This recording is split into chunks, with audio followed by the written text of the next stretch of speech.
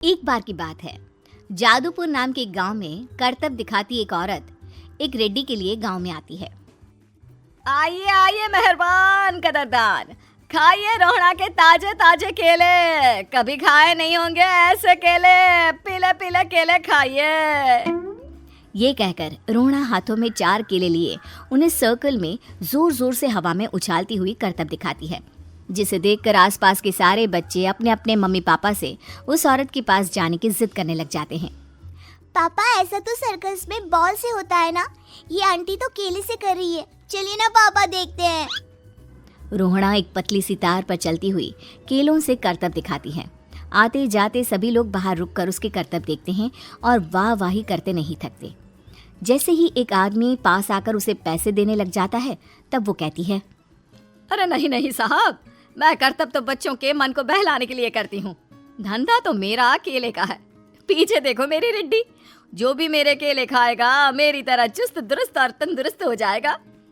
पता चलता है क्या कि मेरी उम्र 55 की है। अरे पर ऐसे ठंड के मौसम में कोई केला क्यों खाएगा? ये ऐसे वैसे केले नहीं है साहब, ये शरीर में गर्मी देते हैं, ठंड को दूर भगाए जो भी रोहिणा के केले खाए। पापा, अगर मुझे केले नहीं मिले तो मैं घर नहीं जाऊंगी। तभी उसके पापा कहते हैं कि बेटा, केले ठंड में कभी गर्मी नहीं देते, ये सब कहने की बातें हैं, सामान बेचने का तरीका है इनका। पर पिंकी नहीं मानती।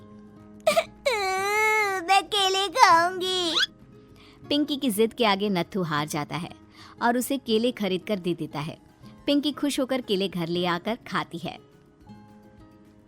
अब मैं भी करतब करूंगी, कितना मजा आएगा, जादुई केले। पिंकी पहला केला खत्म भी नहीं करती कि वो बेहोश हो जाती है।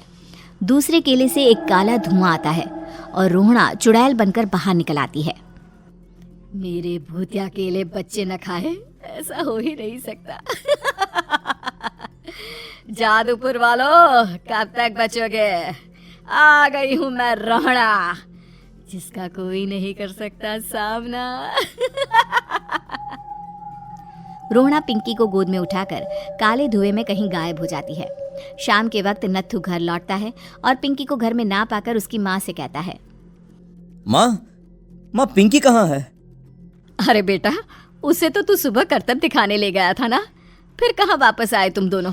मुझे लगा तू उसे अपने साथ मंडी ले गया होगा। हे भगवान, मेरी बच्ची कहाँ गई? मैं उसे घर ही तो छोड़कर गया था माँ। नत्थू गांव के घर कोने में अपनी बेटी को ढूंढता है, पर उसे वो कहीं नहीं मिलती। परेशान होकर आखिर रो रो कर नत्थू हिम्मत हार कर घर लौट आता है। अगली सुबह रोहड़ा फिर से करतब दिखाने आती है और इस बार पिंकी की तरह रोनी केले खरीद लेता है।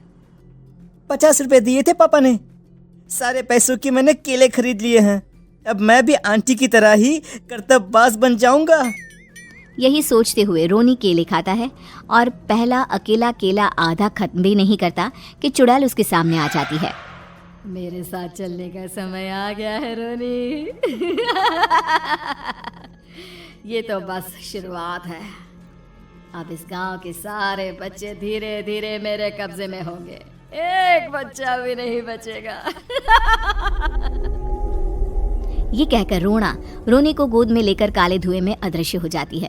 इसके बाद हर रोज गांव में से कोई ना कोई बच्चा गायब होता, पर ऐसा क्यों हो रहा है किसी को भी समझ में नहीं आ पा रहा था।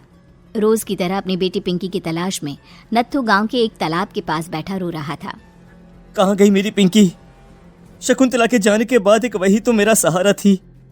अरे उसकी आत्मा कोस रही होगी मुझे कि मैं अपनी बच्ची को संभाल भी नहीं पाया।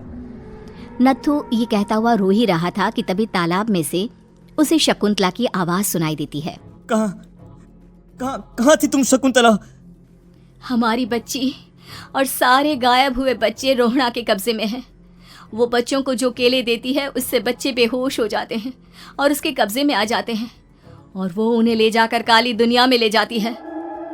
पर वो ऐसा क्यों कर रही है? ये मैं नहीं जानती, पर उस दुनिया का रास्ता मैं आपको बता सकती हूँ। जहाँ ये नदी खत्म होती है वहाँ एक केले का पेड़ है, उसके नीचे एक दरवाजा है, वहीं से रास्ता जाता है उस दुनिया का। ये कहकर शकुंतला की आत्मा गायब हो जाती है। गांव के सभी लोग झुंड बनाकर उसी रास्ते से काली दुनिया में चले जाते हैं और वहाँ देखते हैं कि सारे बच्चे वहाँ काम कर रहे थे। पापा, मुझे ले चलो यहाँ से। पापा, पापा। सभी बच्चे अपने मम्मी पापा से लिपट जाते हैं।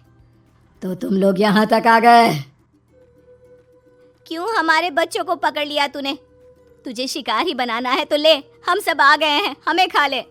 नहीं, मुझे बच्चे चाहिए, मेरे बच्चे के बदले तुम लोगों के बच्चे।